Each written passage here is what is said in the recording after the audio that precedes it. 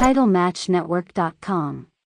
We talked a little bit earlier about the crucifixion angle, and we were just riding up here and watching the DVD, The Rise and Fall of ECW, and Kurt Angle talked a little bit about it, saying how he was so appalled by it. Yeah, he was so aghast at it, but I wonder if he was that aghast at it after he was in the business for a while, and then The Undertaker pulled Steve Austin up on it. Do you think he went to Vince and said, "Oh my God, Vince, I can't possibly work for your company because you're doing this"? I think the thing with Kurt is that it was really what maybe one of his first experiences of being brought into the professional wrestling scene and in the back, and he didn't really realize that, hey, this is all work, this is all a show. As blasphemous as you might think it is, that's what ratings are all about. You know what I mean? And I just think that if he had been acclimated more to our business instead of being as his first night, I don't know if he's a hardcore Christian guy, prays every night or whatever. But if he would have just been around the business more, then he wouldn't have been so aghast at the angle. CZW, you worked for John Zandig.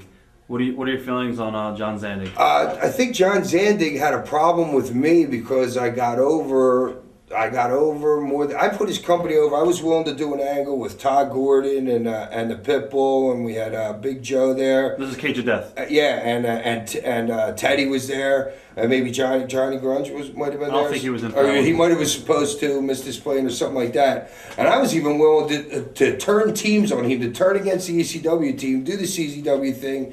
And then I found out later that he was talking a bunch of shit, like he wasn't happy with it. And I don't know how the hell the guy couldn't have been happy with it. You know what I mean?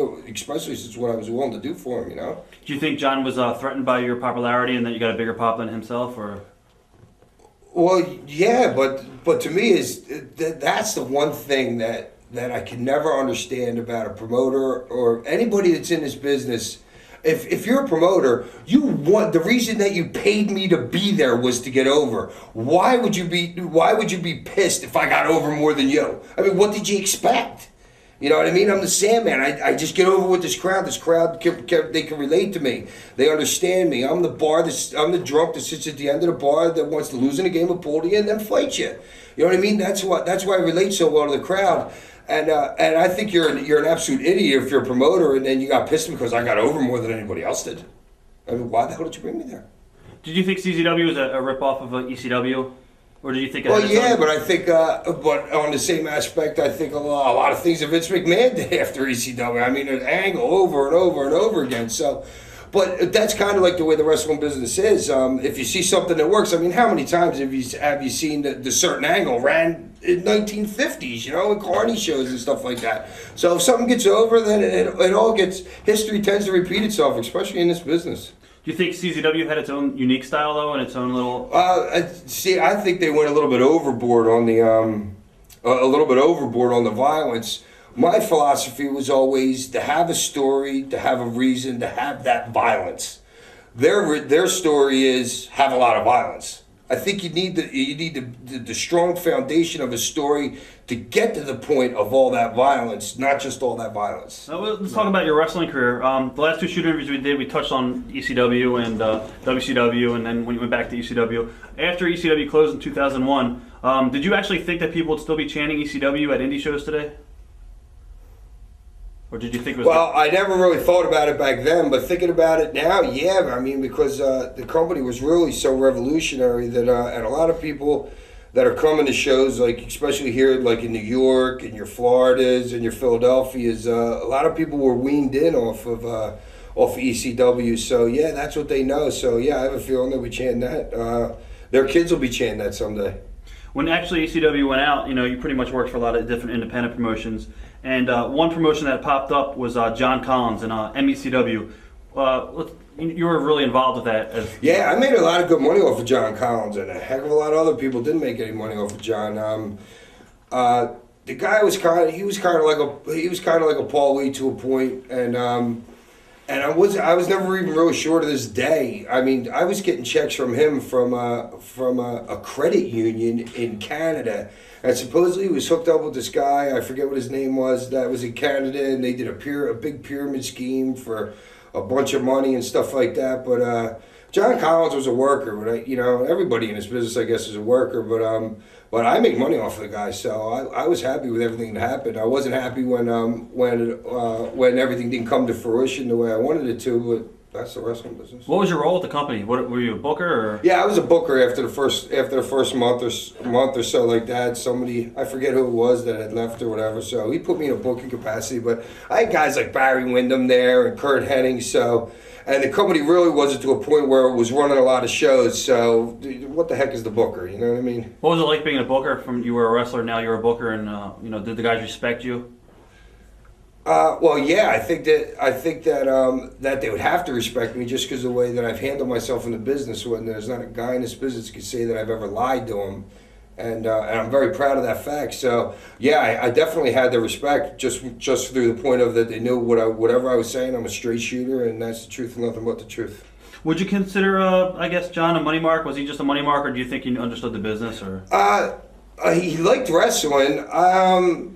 I think he kind of understood the business, you know what I mean? But I know there's so many different understandings of this business anymore, you know what I mean? It's like I'm not really sure where a lot of these guys are coming from, to tell you the truth. I don't even know if I understand this damn business that, you know, as great as Vince McMahon does, you know what I'm saying? But I mean, he was a guy that had money that wanted to get something going, so I was there. How did you guys even meet? How did you and John meet?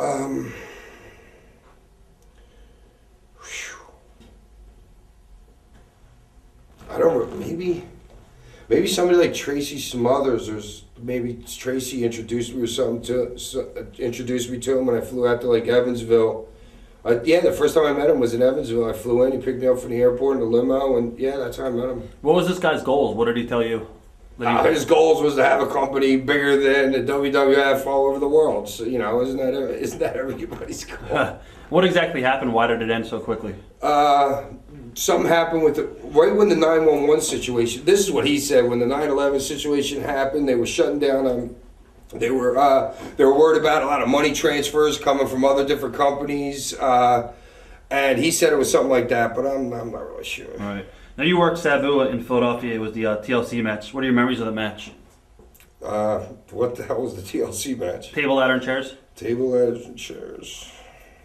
I need more. I've wrestled Sabu like 100 times. If you don't remember. Just every time working with Sabu is just an absolute pleasure. The guy's such a professional, and I like working with him more than you know, him and Scotty pretty much are the guys that I like to work with the most. Actually, speaking of Scotty, have you guys been in contact with each other at all? Yeah, I talked to him last night, and I talked to him this morning. I was wondering, I was actually wondering why he wasn't going to be here tonight, but yeah, I always talk to Scotty. Me and Scotty are always going to be tight. Who else do you talk to still in the business? Todd Gordon. Right. Title Match Network, your source for everything pro wrestling, with exclusive live pay-per-views featuring top talent from around the world. There. Oh, I like that one. Details direct from the source with deep diving shoot interviews and podcasts. I love it. I love being a part of Title Match Network. Get extreme with exclusive death matches. I threw the door! And of course, the best selection in women's wrestling available. Oh! What's gonna happen? Oh! With thousands of clips featured on Title Match Network's YouTube channel with over 2.3 million subscribers. Oh! All at the tips of your fingers. Every style available 24/7 on demand. Visit TitleMatchNetwork.com to sign up today and start watching instantly.